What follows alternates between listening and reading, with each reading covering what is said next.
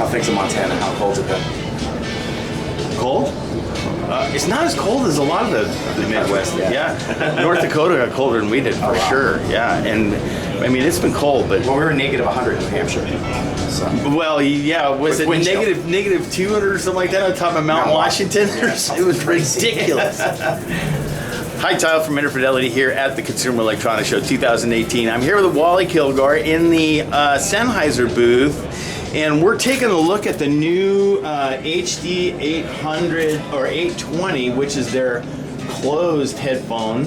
And as you can see, we're not going to go into too much detail here because Axel isn't around, and he's the one I really want to ask questions of, but he's not here.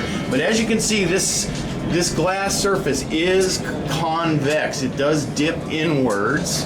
And the sound comes off the back of the driver here and will bounce out into these areas. I've got some pictures. I'll take a closer look. But Wally's going to tell us what he does know, which isn't the whole deal, but it's a little bit anyway. Thanks, Tyler. This is a prototype, so just be aware that the production model should ship by early summer. The projected price will be $23.99. As Tyler mentioned, there is a concave design here, so as the back wave reflects off of this Gorilla Glass, which is a very dense glass and doesn't limits vibration, it reflects into these acoustic chambers that circle the cup. Those chambers will then dissipate the bass wave and give you a more natural and open sound, more like an open-backed headphone as opposed to a closed-back headphone. You said there that Axel said there was some absorbing material in there somewhere. There is the metal membrane that we usually use on the HD800 and 800S does have some absorption properties, and he does use that as part of the absorption process. Right. Okay. So the sound goes back into those corners there, and then you can hold that like that. You can see that. Let me see if we can get a close up here.